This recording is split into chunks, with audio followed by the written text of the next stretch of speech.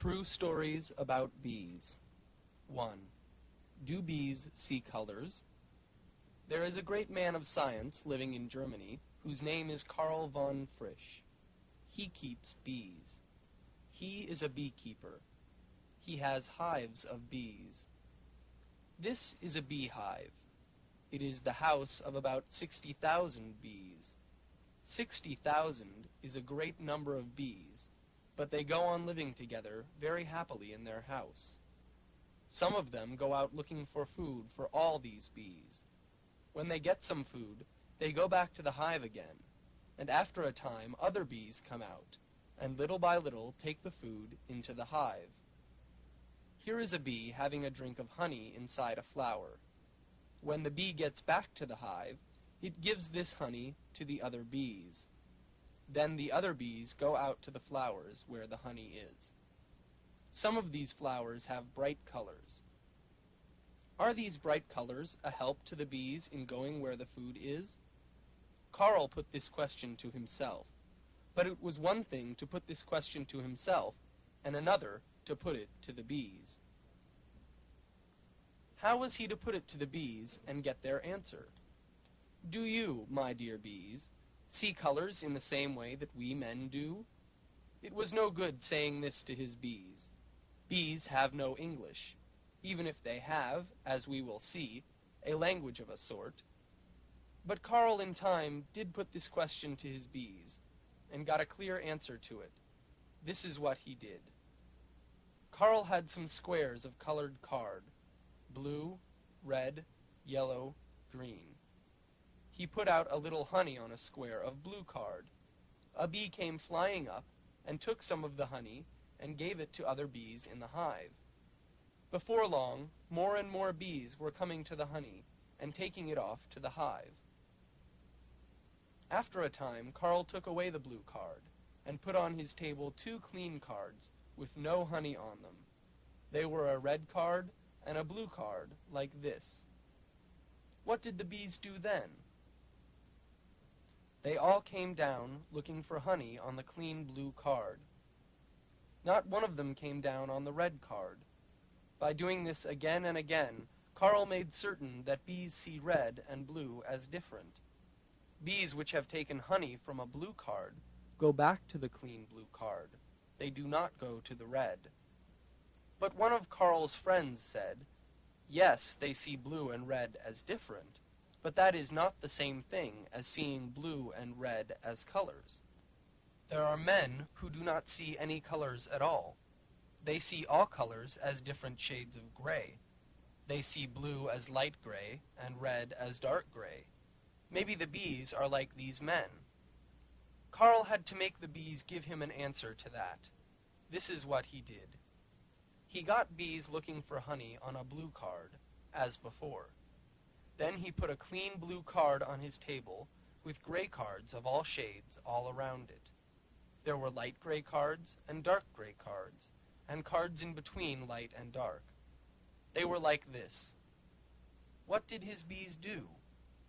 They went to the blue card. They did not go to the gray cards. Karl kept changing the place of the blue card among the gray cards, but the bees kept on going to the blue card. In this way, the bees made it clear that they saw blue as a color, not as a shade of gray.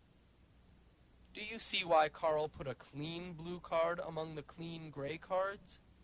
It was because the old used card would have the smell of the honey or the smell of the bees on it. The smell, not the blue color, might be why they went to it. With a clean card, there was no smell. But the blue color itself, the blue paint, might have a smell. To make certain, Karl put a flat cover of glass over the blue and gray squares. The bees went on going to the blue square, though it was under the glass. Karl did hundreds of experiments like these with colors. He kept on for years working at this question. Do you, my dear bees, see colors in the same way we men do? We will see more of how he got an answer from his bees.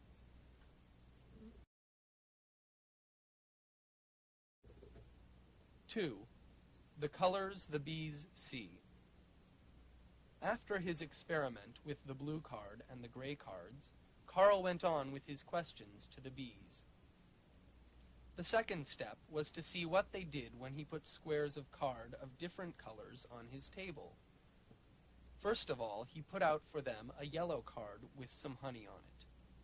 After a little time, when the bees were trained to come to the yellow card for honey, he put a clean yellow card out with cards of all shades of gray all around it. The bees went to the yellow card wherever it was among the others. Carl kept changing its place because bees have a good memory for places. He had to be certain that they went to the yellow card because it was yellow, and not because it was between some other cards, maybe. He did all this with yellow, orange, green, violet, and purple cards, and got the same outcome. But with a bright red card, when he put it among gray cards, the bees did a strange thing. They did not go to the bright red card only, as with the other cards. They would go down to any black card or any dark gray card as if it were red. Red and black were the same to the eyes of the bees. It was clear, then, that the bees do not see all colors in the same way we do, but only some colors. Carl went on with his experiments, and the bees did other strange things. When it was a blue card, which the bees were trained to go to for honey, and he put it with cards of other colors, what did they do? They went to violet and purple cards as if they were blue. When the bees were trained to yellow, they would go to orange and green cards as well. Stranger still, if trained to orange or green, they went to yellow more than they went to orange or green cards. To the eye of the bee, orange, green, and yellow seemed to be the same color, but with yellow looking to them the best of the three. After years of work, Carl and his friends got the picture clear. The important thing is that men see more colors than bees do. Men see about 60 different colors. Bees see only 4. What are these 4? One of them is yellow, another is green-blue, another is blue. What is the 4th color which the bees see? It is a color which our eyes do not see. Its name is ultraviolet. This is how it is. If you take a bit of glass and send a ray of white light through it, and onto a white card, you will see a little rainbow on the card. There will be the colors of the rainbow there in that order. You have seen rainbows in the sky. How are rainbows made? White light from the sun has all these colors in it. When it goes through drops of rain, the violet part of the white light is bent more than the blue part. The blue part is bent more than the green part, and the red part is bent least of all. We see the colors of the rainbow. What sort of rainbow do the eyes of the bees see? They see something like this. The bees' rainbow. Not seen, yellow, blue-green, blue, ultraviolet. Our rainbow. Red, orange, yellow, green, blue-green, blue, violet, not seen. Our eyes see colors which the bees do not see, and the bees see a color which we do not see, ultraviolet, light which is bent more than the violet part of white light. Now what about the colors of flowers? In Germany, where Carl did his experiments, bright red flowers are uncommon. Why is this? Is it because bees don't see red and don't go to red flowers? In America and in Africa, there are great numbers of flowers whose color is bright, clear red. But with most of these flowers, it is birds, very small birds, not bees, which go to them to take their honey. The eyes of birds are very good at seeing red.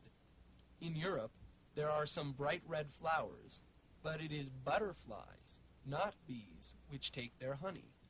Butterflies seem to be the only insects which see red. It seems then that the bees and butterflies and birds do something important for flowers when they go to them for honey. It is very important. Insects and birds, when they go into flowers, get a powder, named pollen, from the flowers all over them. Then they go to other flowers of the same sort, and this powder comes off on the other flowers. Flowers have to have pollen from other flowers of the same sort. If they didn't, there would be no more flowers. You see then that the coming and going of bees and other insects looking for honey is as important for the flowers as the honey of the flowers is for the bees.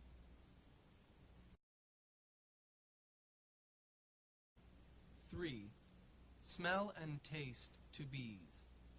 One of Carl's friends put a beehive in a place which was covered over by net, so that the bees were not able to get out. The idea was to see what bees who had never come across any flowers before would do. She put out colored paper for them in some places, and in other places she put sweet-smelling flowers.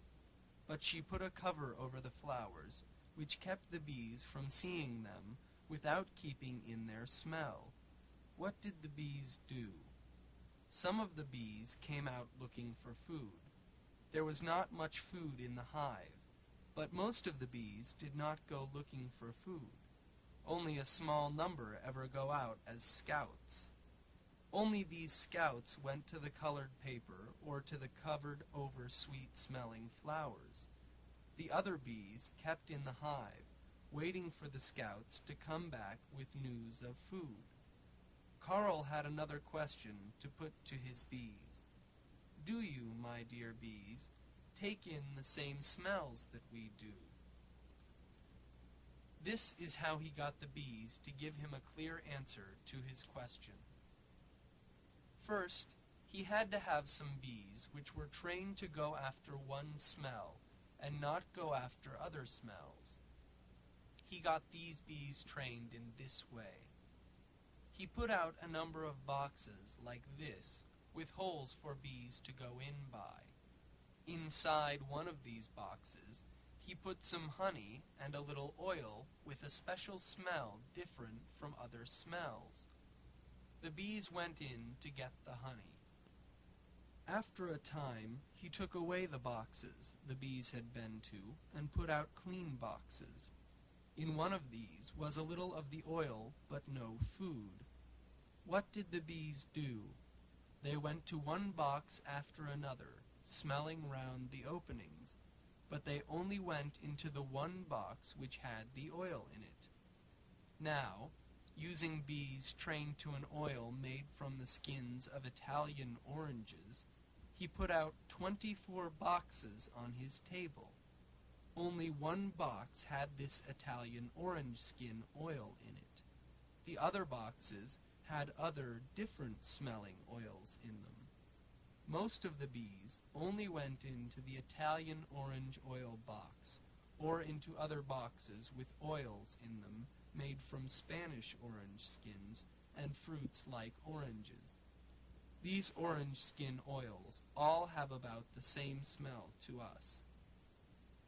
From a great number of experiments like this, Carl got a clear answer to his question. The sense of smell in bees is very like our sense of smell. Smells which are different to us are different to them. Smells which seem the same to us seem the same to them. This is surprising.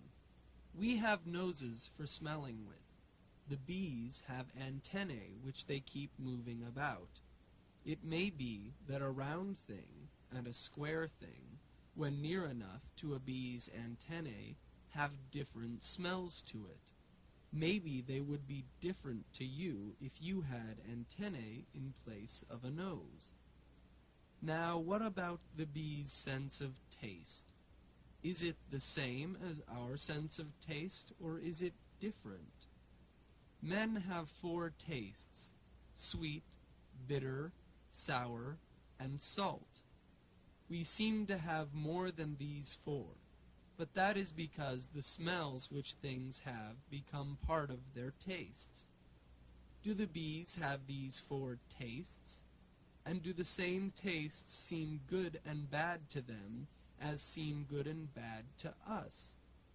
Carl did experiments on bees about all this, very like the experiments he did on the bees' sense of color and sense of smell. And here are the bees' answers to his questions. Bees have these 4 tastes: sweet, bitter, sour, and salt. But the things which are sweet to us are not, all of them, sweet to the bees. And bees and ants again have different tastes as to what seems to them sweet. Bees will not take sugar water if we put salt in it. They are against salt water as a drink, much as we are, but a little more against it. And the same is true of sour things, but they are not nearly as much against bitter things as we are. They will take sugar, which has quinine, a very bitter taste, in it, when you or I would not keep it in our mouths a second. This discovery gave Carl an idea. In some countries, beekeepers get sugar for their bees in winter time at a special low price from the government. This is good for the beekeepers and for farmers to whom the bees are a help. This special sugar is for use as food for bees, not for men. To keep men from using it in their cooking, Carl put something in the sugar which had a very bad, bitter taste to men, but to the bees its taste was good. Some of the beekeepers said it was wrong to give such disgusting sugar to the bees. Maybe they were against this bitter sugar because it was no use for making cakes and candy for themselves. We do our tasting in our mouths, and especially with our tongues, but some insects do their tasting with their feet. Flies and butterflies are among them. The feet of butterflies are much better at tasting than our mouths are. How would it be if we had a way of tasting things through the ends of our fingers?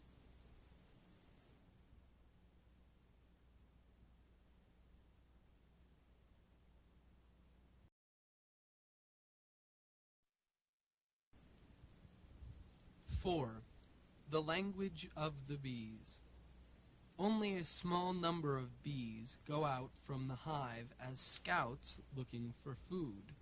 The others go on working in the hive, waiting for the scouts to come back and say where the food is. How does one say something to another bee? Bees don't say things with their mouths by talking. They do not seem to have a language of sounds as we do. But they have a way of giving other bees a very clear knowledge of where food is. This is the true story of how a bee does that. Here are some flowers in a garden. There is one bee, a scout, flying by the flowers. She sees them and goes down to them to take a better look, and, it may be, to see by their smell if there is good honey to be got from them. If the smell is right, the bee goes into one of the flowers and takes a drink of the sweet liquid, nectar, a sort of honey and water, which the flower has deep inside it. Here is the bee taking her drink of nectar. Then off she goes, with some of the nectar and with the smell of the flower all over her, back to the hive again. If the flowers are near the hive, this is what the bee does. First, she gives most of the nectar to other bees. Then she does a round dance like this, round one way, then round the other way, again and again. She will go on with this dance for half a minute or longer in the same place. Then she may go and do it again in another place in the hive. The sweeter the nectar, the quicker and more worked up the dancing. The other bees, seeing this dance, get worked up in their turn. They put their antennae near the dancer and go round after her in her dancing. Then one of them goes off out of the hive. One after another they go out looking for the flowers. Before long, there may be hundreds of bees at work on the flowers, where there had been no bees, before the scout bee by this dancing gave the word. These bees, when they get back to the hive with their nectar, do the same dance in their turn. The bees which come out of the hive go flying round till they see the flowers. All this is when the flowers are near the hive, but when the flowers are far away, it is very different. The scout bee, who gives them the news about the flowers, does a different dance, and the other bees, who go off to get the nectar, go off in a different way as well. When the nectar is far away, what the scout bee does is this. Quickly moving her body from side to side, she takes a little run straight forward. Then she goes right round to the left and does the straight run again. Then she goes round to the right and takes another straight run. All through the dance, the bee keeps moving her body from side to side. Carl gave this dance the name wagging dance. The bees do the round dance when the food is within about 80 yards from the hive. They do the wagging dance when it is more than that distance from the hive. But the wagging dance does more than say there is food farther off. It says how far off the food is. The dancing bee says this by dancing more quickly if the food is near, and more slowly when it is far off. One thing more, and the strangest thing of all, the dancer is able to say to the other bees in what direction the food is. They do this through the direction of the straight part of the wagging dance. The bees that have been watching the wagging dance do not go flying round. They go straight out in the right direction to the place where the food is, and that place may be as much as 4 miles away from the hive. There will be more about how the bees do this, and how Carl made these discoveries in story number 5.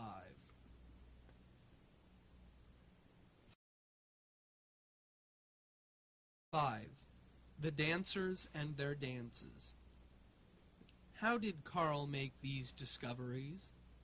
The first thing was to have a good way of watching the bees in their hive. He made a special hive with glass windows. The honeycombs on which the bees do their dancing were upright and near the windows.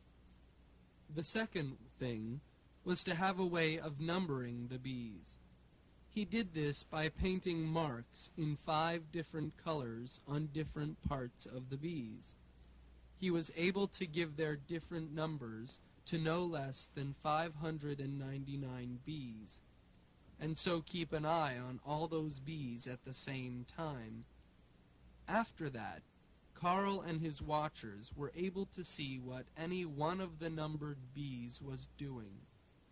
By watching what they did after a round dance, Carl saw that the bees simply went flying round near the hive till they came upon the food. He put out sugar without any smell. When the first bees came to it, he put his paint marks on them. They went back to the hive. After their dancing, bees came out which would go to any sugar anywhere near the hive. Then Carl put out the sugar on cyclamen flowers, again marking the first bees which came. After their dancing, the new bees which came out only went to cyclamen flowers. They did not go to phlox flowers. They were only looking for flowers with the cyclamen smell. Then Carl put his sugar on phlox flowers, marking the first bees which came. After their dances, the new bees went only to phlox flowers. Now how about the wagging dances? Carl had little tables like this for bee food, with one pointed leg ready to be put anywhere, at any distance, in any direction from the hive. He put them farther and farther from the hive, marking the first bees which came, and having their dances watched in the hive. The watchers put down in a notebook, A, how far the table was from the hive, B, the number of turns in the wagging dance which the bees from the table made in a given time, like this. A, 100 yards, 200 yards, 1,000 yards, 5,000 yards. B, 10 turns in 15 seconds, 7 turns in 15 seconds, 4.5 turns in 15 seconds, 1.5 to 2 turns in 15 seconds. By watching the dance, Carl was able to see how far the bee had come. Now as to direction. Carl put his tables all round the hive, north, south, east, west. Watching the dancers of the wagging dance, he saw that all the bees from the same food table kept the straight part of their dance in the same direction. He put food on a table to the south of the hive. All the dancers had their straight run turned to the left. Then he put the food on a table to the north. A short time later, all the dancers had their straight run turned to the right. How did the dancers do this? How did they see which direction to put their straight runs in? Watching the dances, Carl saw that as the day went on, all the directions of the straight runs became changed. It all had something to do with where the sun was. In some way, bees have knowledge of where the sun is in the sky, even when there is thick cloud over all the sky. But even when the sky is clear and the sun is to be seen, what they do is strange enough. Do your best to be a bee for a minute or two. You come flying back to the hive from some food. You have the sun on your left all the way. You come down on the board in front of the door of your hive.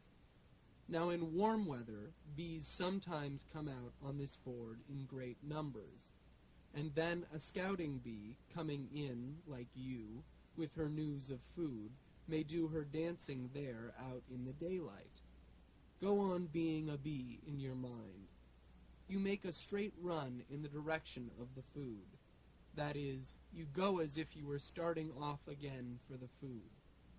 Then you go round to the left, back to the start of the straight run, and do it again.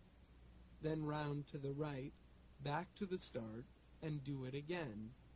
You do this keeping in mind that when you have your face to the sun, the food is over to your left. But now you have to go inside the hive, into the dark, with no sun to give you your direction. And you have to do your dance, not on the floor, but on the upright wall of a honeycomb. Let us say this upright wall of a honeycomb is the blackboard. How are you to do your straight runs now? It is very hard to get clear about how the bees do it, but this is what they do. They make facing the sun by facing up on the board. Outside, when you were facing the sun, the direction of the food was to the left. So now on the blackboard, honeycomb wall, the direction of the food is to the left if you are facing the sun. And that is the direction in which the bee does her straight runs on the wall. To the food, to the sun. That is at evening when the sun is going down. If it were morning and the sun were coming up when the bee was coming in from the food, what would she do? She would have come in from the same food which is in the same place. She would have come in with the sun on her right hand. Going into the hive and to the blackboard, the wall of the honeycomb, she would make facing the sun by facing up.